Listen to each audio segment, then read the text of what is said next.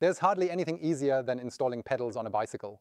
Still, there's a lot that can go wrong, and in the worst case scenario, you could actually end up damaging the crank arms. And to make sure that doesn't happen to you, I'm going to reveal a nifty secret trick that will enable you to easily identify which bicycle pedal belongs on the right-hand side and which one should be fitted on the left-hand side. And that's what we're going to look at now. If you've ever had the experience of mounting bicycle pedals, you probably noticed, or it might have caught your attention, that there are two different threading directions on the left and right pedals. And it's extremely important to make absolutely sure not to accidentally screw the left pedal into the right crank or vice versa, because you can easily end up damaging the thread that way. But how can I actually figure out which pedal is supposed to be the right one and which is supposed to be the left one? There's a clever trick to it. Manufacturers often label the left pedal to make it much easier for you to identify without any trouble. Manufacturers use engravings like 3 lines or a groove around the pedal axle to help identify and attach pedals correctly, ensuring everything aligns perfectly for optimal performance. If you happen to spot any specific markings on a pedal, you can be entirely confident that this pedal is indeed meant to be installed on the left side. Manufacturers really simplify the process when they considerately and conveniently print an L for left and an R for right directly and clearly onto the pedal axles themselves. However, there's yet another method we can use to ascertain which pedal belongs on the left and which on the right, specifically by examining the threading type. The right pedal is always equipped with a right-hand thread. I can identify a right-hand thread because the slope of the pedal threads rises gradually from the left side to the right. And that implies I screw in a pedal with a right-hand thread in a clockwise direction to secure it firmly. The other pedal comes with a left-hand thread. This implies that the pedal gradually ascends from right to left, ensuring a secure and proper fit when screwing it in.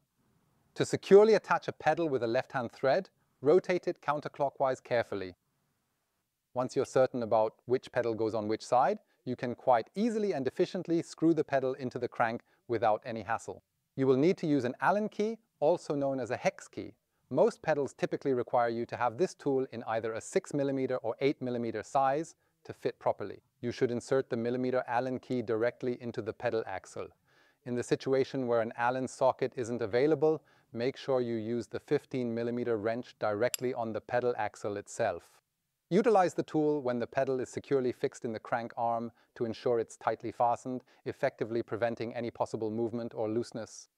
To initially attach and screw in the pedal, you can effortlessly do this manually with your fingers. To successfully do this, you should attach the pedal carefully to the correct crank arm. Locate the first thread, gently inserting it, and keep the pedal axle firmly in place while you rotate the crank in a backward direction. And it's very important that you ensure at this point that the pedal is able to screw into the thread without any resistance or friction. If you feel any significant resistance, it's crucial to stop and be cautious. It might indicate that you've inadvertently switched the sides during assembly. Here you can clearly observe I am able to easily turn the pedal into the crank arm without encountering any resistance. Screw it in, and at this point, as the thread has reached its end position, I grab the appropriate tool and firmly tighten the pedal securely in place. When you tighten the pedal at the end, it's sufficient to make it hand-tight using just your hands. Therefore, there's really no need to forcefully slam the pedal into the crank with all your might. It's absolutely not necessary at all. Being hand-tight is really sufficient here. I sincerely hope that this video was helpful to you. If you have any questions, feel free to leave them in the comments.